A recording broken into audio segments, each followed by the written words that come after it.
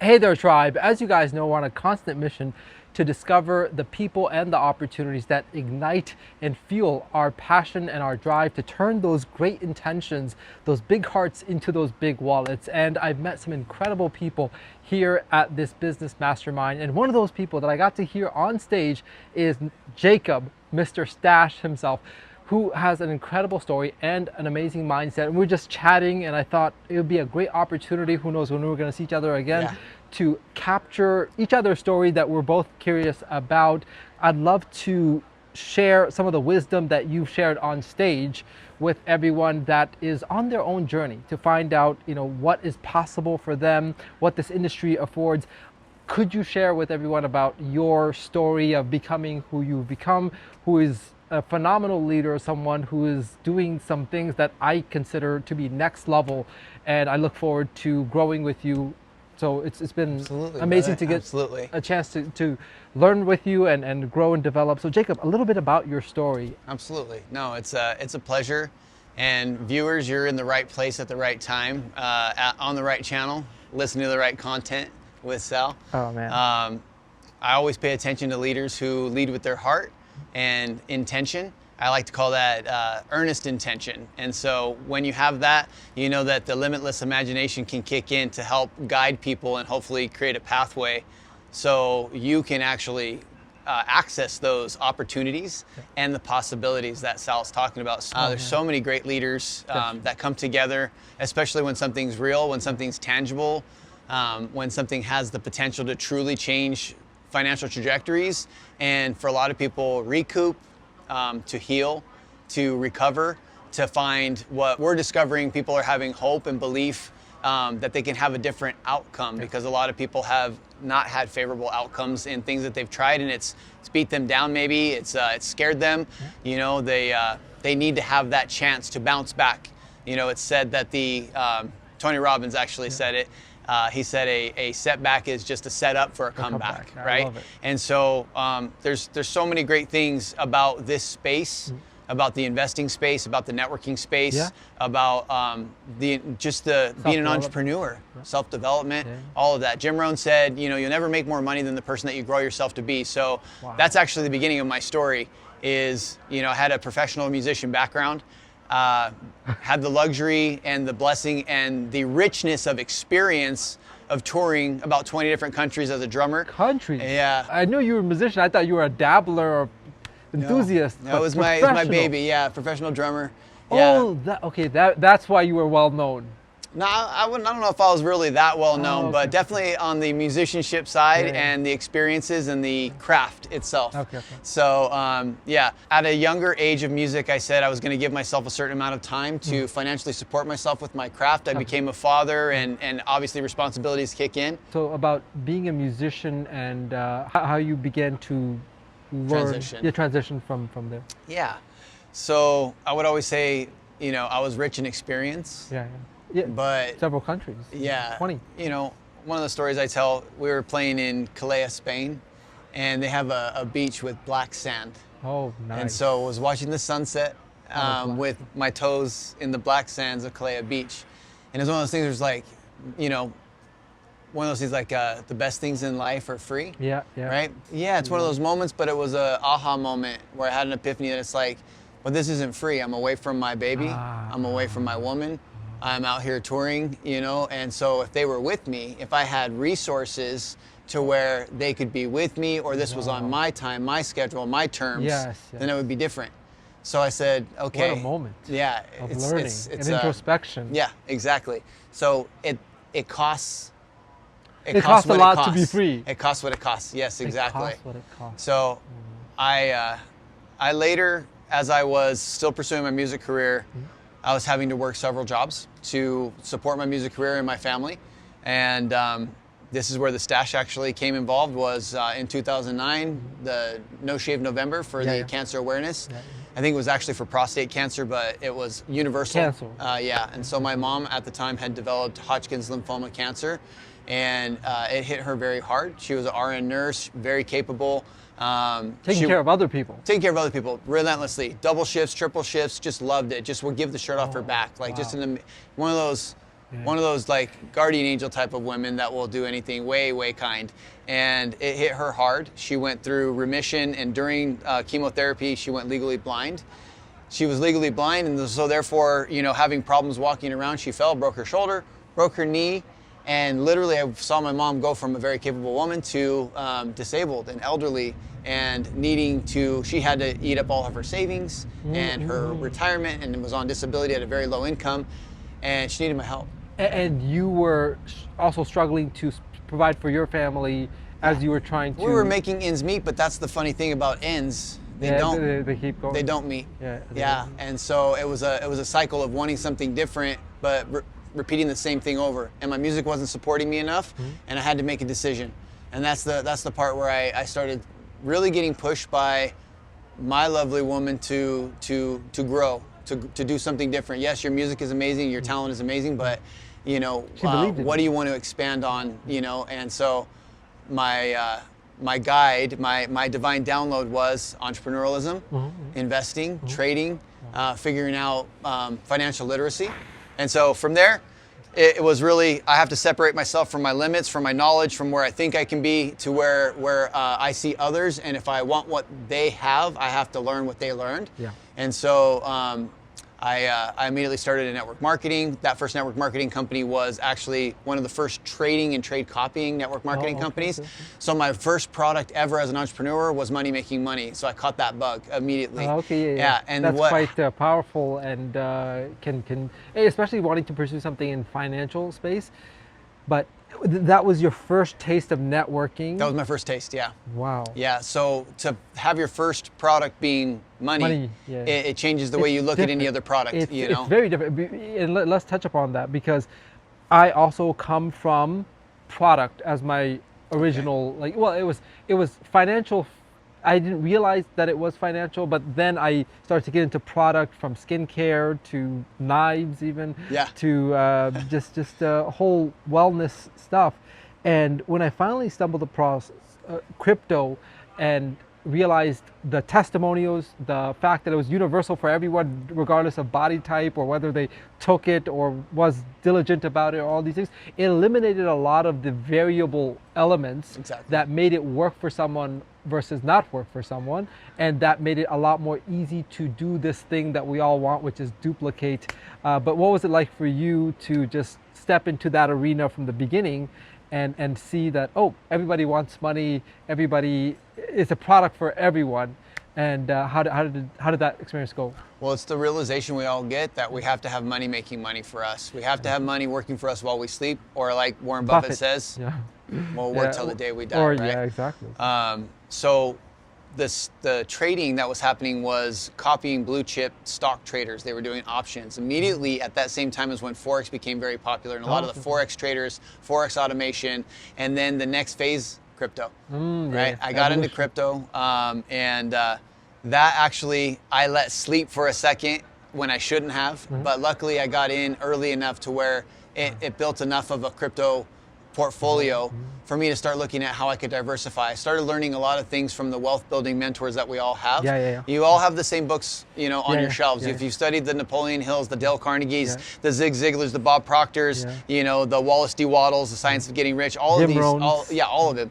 So what you're building yourself up to understand that you can actually become the person that can handle the income, the wealth, the growth, the expansion. Right?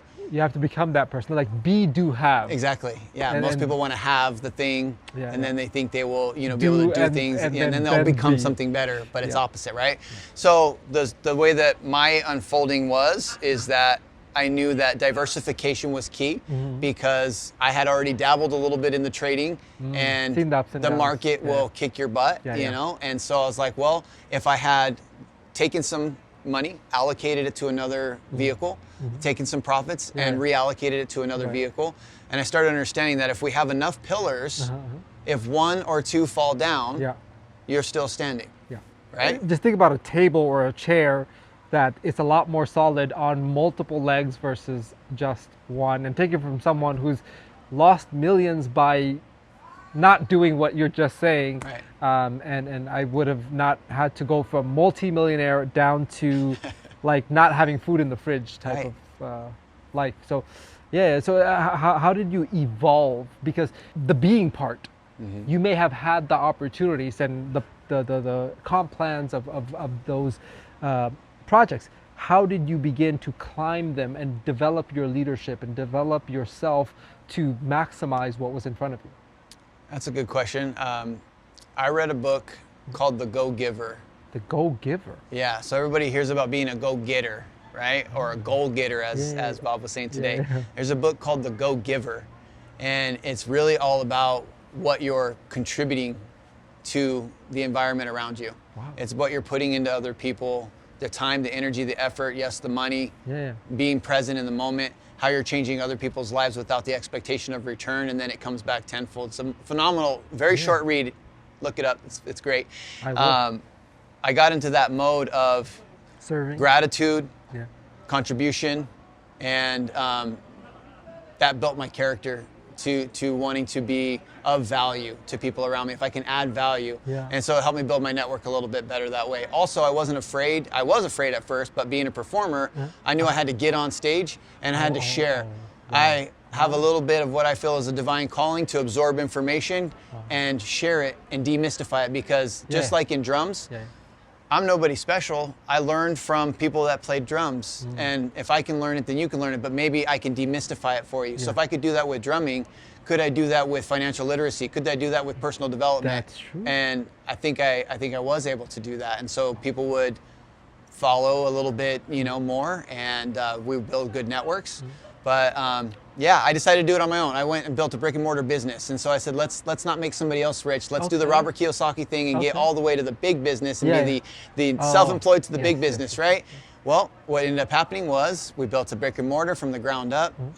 It was doing really well. We did about $5 million a year, not bad. Had 10,000 square foot office, 130 employees. Wow. I was commuting to my own office in my, A8 Audi, very nice, but still, I was away from my family again. Remember the story from the music? Yeah. Away from my family again, stuck on the freeway. First time I had cracked a 7-figure net worth, which was great, but didn't have any of the freedoms: time freedom, location freedom. Yeah. And the financial freedom really was strapped to a physical job still. So when that opportunity to exit, to transition came, is when I met my business partner, Russ. Oh, okay. And we re-engaged in what was happening in the money-oriented product of passive systems, crypto systems, automation, anything that could produce our main thing, which is my bread and butter, is an income-producing, appreciating assets. And if we have a portfolio of those, income-producing, appreciating assets. What would be some of the things that fall into that category? Rental properties, an automated portfolio that of whether it's crypto or whether it's ETFs, something that's producing you like a dividend, but growing in value as well. So it's producing you an income. It's also appreciating in value, right? And it's an asset, not a liability, right? I'm wondering about something. Would this fall into that category? Building your community, your brand, would that fall? That's very interesting. One of my mentors actually said, what do you think the number one resource is in the world? Like, do you think it's your money? Attention? Do you think it's your brand? Do you think it's your attraction? Do you think it's your assets? He said it's people. People are your number one resource. There was a question about what's more important, like net worth or network. Would you rather have the money or the people? Or there was a general question of what is your greatest asset? Is it knowledge? Is it money? Or is it people? Right. And the answer that this ultra wealthy billionaire said was people. Right. And you reiterated that here. So well, what's funny about that? It's like. A story that also Jim Rohn had told is when you earn your first million, and this was a really important story. He said, not if, he said when you earn your first million, what do you think will be the most valuable thing about that? And a lot of people will say, you got it right away. I got it right? Of course, yes. Okay. But a lot of people will say the $1 million because they have that prize of that their life is going to change at a certain dollar figure. He said the person you had to become to earn, attract, and then therefore continue to grow so you can keep and hopefully then grow your $1 million, right? To be a millionaire. Yeah. He said if you stumble across $1 million, best you become a millionaire so you can keep the million. Exactly. Exactly. It's wonderful. And he has this thing that he got from his mentor that said challenge yourself to make $1 million, not for the money, but because of what it will make of you. Right. And that was also a shift, because someone who's made $1 million is capable of. And that goes back to what started all of this, because we were talking and you were asking about when I faced the dark times of going back to zero. How did recently I got hacked for the $60,000, which was like a bulk of the savings that I also was giving me peace of mind that I would have like 6 months of, let's say, running expenses. Reserves, yeah. But being able to rely on my own wings, that the skills I've developed, and also, as I was saying, like I had lost a lot more in the earlier stages of my career. Could have been $1,000. I was less equipped, less connected, less cookies in my jar of being able to reference that I had picked myself up through other dark situations. And now, having lost $4.4 million like several years ago, now 60,000 is not as bad, but also I know I'm more equipped, more connected, more capable to pick myself up. So it was immediately within an hour, I think you saw the video, within an hour of discovering that I had gotten hacked, the wallets were drained, I sat my wife down and turned on the camera, and I was like, honey, this is going to be a great story. She was freaking out because she could not fathom losing that kind of money. She lost like $5 most in her life. So I said, welcome to crypto.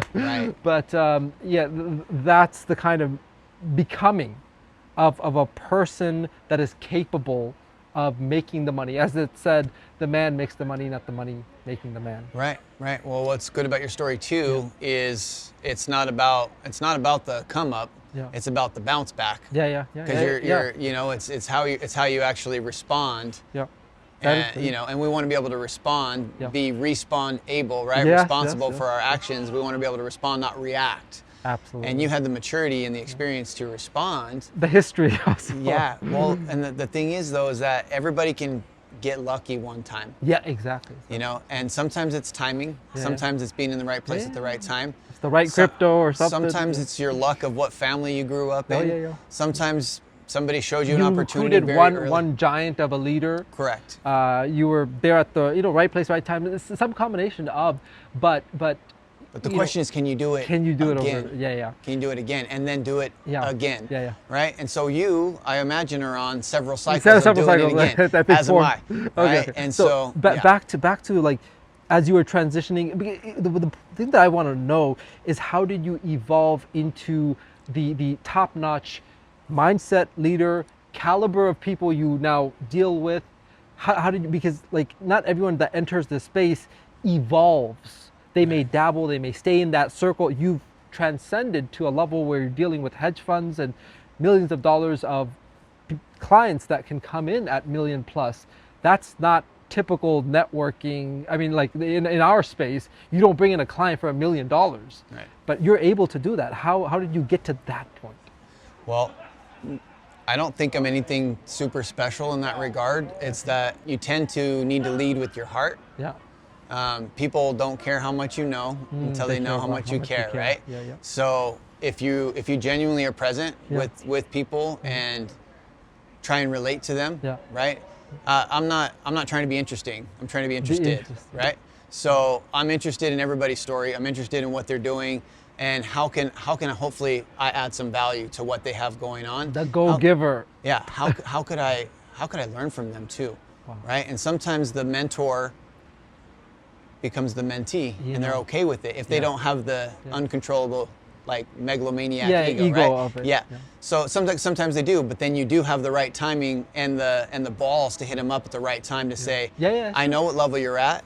I know that you don't potentially even need or do this industry or this type of thing, but I think it's worth your time to take a look at it. And if you have something that you can add value to me to show me why it's not, then that would be greatly appreciated. So it comes from humility. It comes from being humble, but also caring, and carrying enthusiasm with you as well. That is right, true. because it's infectious. Your smile, your enthusiasm, your clarity, your peaceful nature, the tranquility you kind of exude to your audience.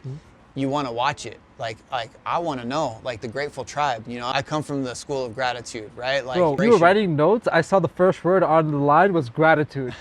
So I know you live it as well. You're a testament of being someone that is very mindful and spiritually connected. Well, somebody taught me recently, be a grateful giver and a humble receiver. And that like really is something where I'm like, you got to be in the receptive mode, right? Abraham Hicks, like you got to be in the receive mode. You got to be open, available, and receptive. Yeah.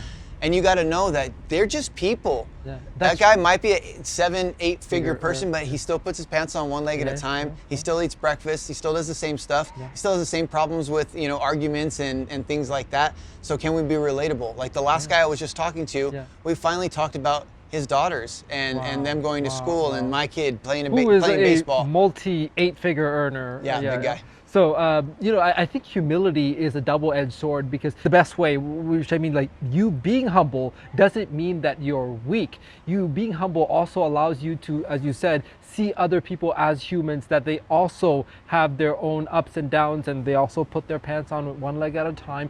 We all have our own internal, world of being human, hopes and fears, and all things that are the right time and not the right time. And having the courage to go up, to higher levels of people and bring your opportunity, your value proposition to them, is something that most people don't even allow themselves to dare to do. And so, how do you think you've been able to unlock that? And has that been how you've gotten this caliber of a network? Yeah, well, I think that you lean on the people too that you're close to, right? And so, for example, somebody asked me, I have a partner, and when you guys could be separate and be doing your own independent business build and such. I love collaborating. Yeah, synergize. I love it. Synergy, synchrony, reciprocity, generosity, all those things, and it feels so good to win with somebody else versus win by yourself, right? Yeah. Like it's one of those feelings, like if you won a championship and it was only you, who are you looking around and high-fiving and celebrating with? But you have a team, it feels like the most memorable thing. Yeah. Cool. I think to get out of what people call their comfort zone, we have to understand we're all very similar. We all want the same thing. We want something real. We want something that works. We want to feel that we're making a wise decision, so therefore we need safety and security and certainty. And there's certain levels to all those things that we have to check off ourselves so that we can go to people and say, I'm of the caliber of knowing that I at least did a certain level of due diligence that you respect. That's true. I don't just throw anything shit on the wall to see if it sticks. Right? And I want to protect you because I want to protect my family too. So if we're all in the same boat, rowing the same direction, maybe you get in my boat. Yeah. That is beautiful. I mean, the strength and clarity you have, I can see how you've been shaped.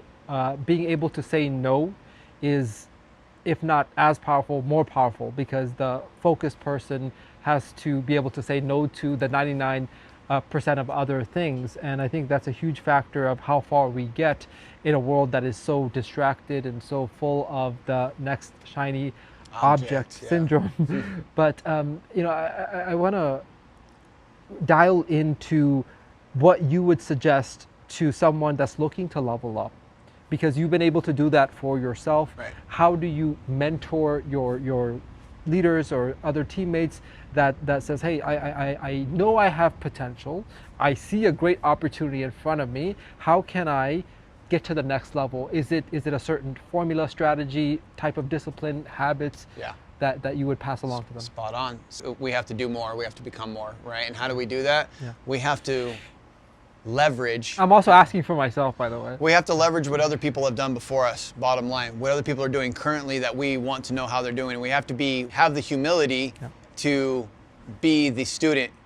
Constantly learning, be coachable. So many people make money and they stop learning, they stop growing, they stop reading, they stop listening to the audios, they stop watching the YouTube videos. Or start getting around people that can elevate their mentality and frequency as well. You need a mentor. Some people there aren't as many traditional mentors, I feel like, these days than there were 10 years ago. The traditional mentors. But the reality is content, input, giving yourself a different narrative that the books and the audios, if you're not reading, if you're not listening to audios, how do you expect your body to reconstruct, to become better? You're running the same programming that you're already limited to right now. And your goals have to be, and it's very cliche to say, do you write down your goals? But the reality is some people don't know what their goal is. They don't have a number. They don't have their intentions set.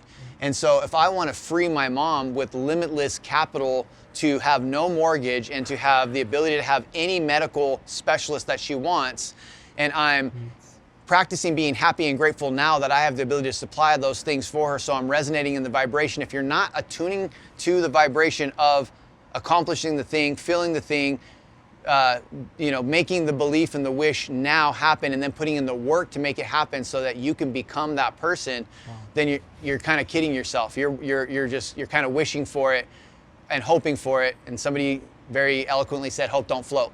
You can't just hope for it. You got to go work for it. You got to go do things for it. That's amazing. And people don't want to put in the work. They don't want to put in the earbuds. Yeah. They want to listen to music, which I love music. I'm a musician. But my mentor told me at the beginning of my network marketing, he said, take your music off. I want you to listen to Jim Rohn for 30 days, how to build your network marketing business. Wow. And he said, if you do that, you'll be a millionaire. And I was like, shut up, Guess what? I did it. I wasn't a millionaire in 30 days, but I became a millionaire. It set you on the path. It set me on the path. You know why? Because those philosophies and principles turn into the habits and disciplines that turn into the actions that turn into the results, right? And that's 7 Habits of Highly Effective People by Stephen Covey, right? Yeah. Read the books. Yeah. And if you don't want to read, listen to the audios. And if you don't want to listen to the audios or read the books, then make yourself do it. Because if you absorb the content, you'll start saying the things. That's true. And watch out, because there's the restrictive people around you. It could be your partner in life. Family, it could be your brother or sister. It could be your parents. It could be your business partner. It could be your, schoolmates. It could be your boss. Coworkers. People want to keep you down. It's called crabs in a bucket, right? And sometimes you got to go, I can't take you with me if you can't see that we need to get out of this bucket, and one of us has to get out for us all to get out. Oh, wow. Right? And you can only help others once you get out of the hole yourself. Yeah. There's a lot of wisdom that you've shared in a short amount of, like, the few sentences that you've said. I think a lot of us have to go on this journey of truly developing ourselves in terms of programming. It sounds like woo-woo stuff. It sounds like, tell me something practical that I can do to increase my income right now. Right. And that's kind of the microwave world that we're living in right now, is like, I want to have now instead of I want to be that gets to have everything. The information we put into ourselves, the same way that many of us may not smoke or drink or do fast food, it's a lot easier to scroll. And that's a different type of junk food, different type of input that we're putting into our being, that you don't think that's going to have an effect on your overall life and energy and success. So true. Yeah, it's something that I'm becoming quite conscious of, to delete certain apps or to say, why am I doing this? And is this going to lead me to the life that I want, or is this going to make me complacent? Is this going to drain my energy? So those things, are part of our success in network marketing, in achieving higher levels of our lives.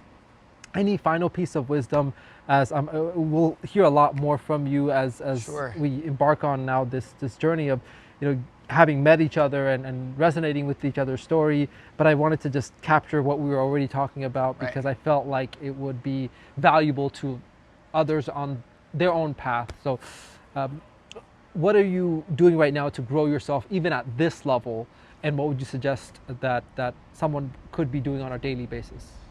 Very good. First and foremost, I think you are a great example for people, because you're bold. You're bold to be on camera. You're bold to have a YouTube channel. You're bold to show your home and your lifestyle. And the losses. The wins, the relationship stuff involved. And why I bring up Sal being bold is because he who is bold is free. That's a Seneca quote. And I love that Seneca quote. There's that.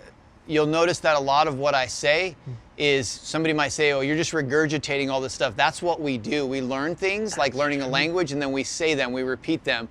And you might be able to do that for yourself. And then if you teach somebody, then you have to know it even more, because you have to not be full of shit.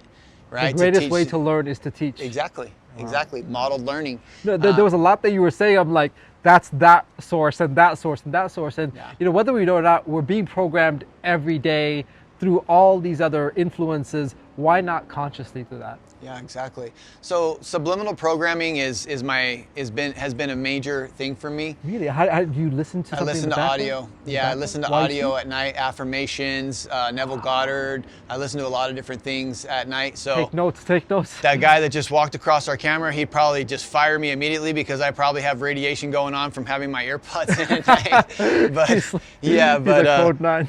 it's I feel it's very important because that time is half my life, and during that Might as well time, do something. I want to know that if I'm meditating, if I'm doing affirmations.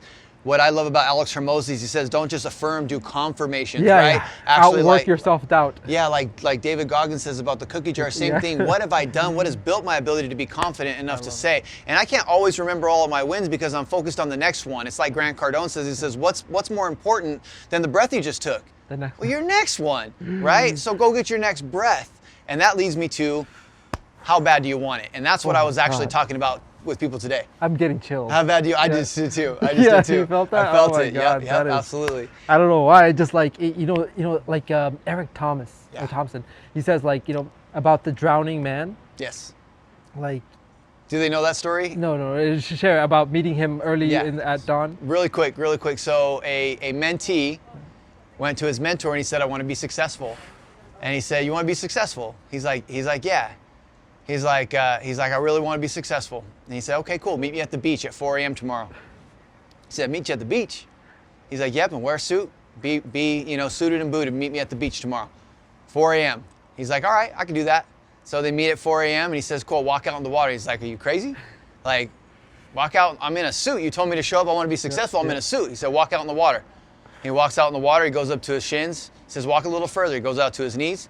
He said, walk out a little bit further. He goes up to his chest. The mentor walks out with them. He says, go out a little further. It goes up to his face. The mentor dunks him under the water. And he holds him under there. Lets him up for a quick breath of air, dunks him back under the water and holds him a little bit longer. And he's grasping and trying to not drown. He lets him back up. He breathes. He said, what was the one thing you wanted? He said, I wanted to take a breath. I wanted to breathe.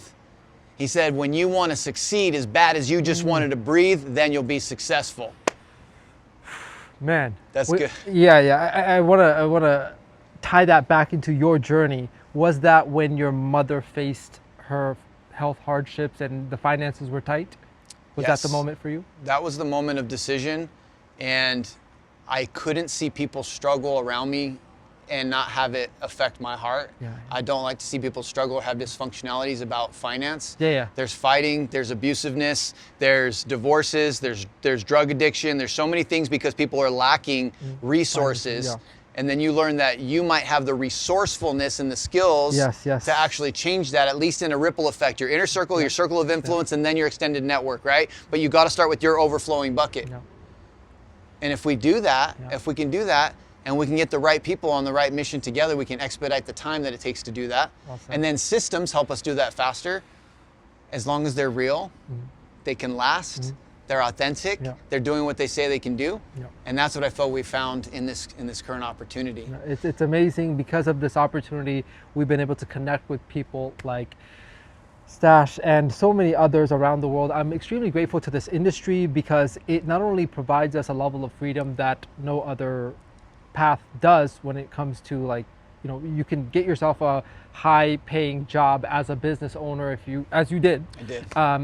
But to have time freedom to be able to work from home and spend that time with your kids, with your family, with your pets, as well as to be able to make as much money as you want, limitless potential without the suits or the traffic or the coworkers and all these other elements that can bring us down, but also because it forces us to grow.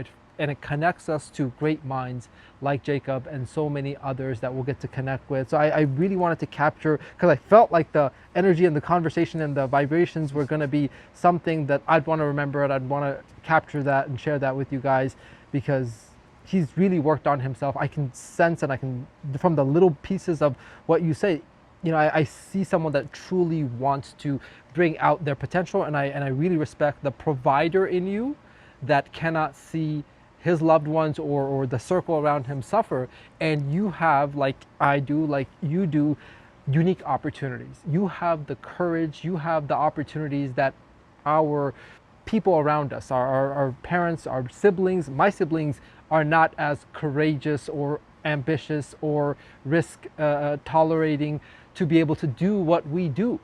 But yet I'm able to look after them in a way that they can't look after us. So it's up to us to utilize the gifts that we've been given, although sometimes it feels like a curse. It is a gift that we can uplift ourselves and others. So Jacob, thank you for everything that you've shared with us. My and pleasure. looking forward to seeing so much more of your journey. Absolutely, man. Thanks, Thank brother. you. It was a pleasure. I learned so much for myself. Thank and you. looking forward to sharing all Thank this you, with the guys. tribe. Keep studying this channel. Keep following. This guy. He'll guide you the right ways. Yeah, because of people like him. Thank you, Jacob. Take care.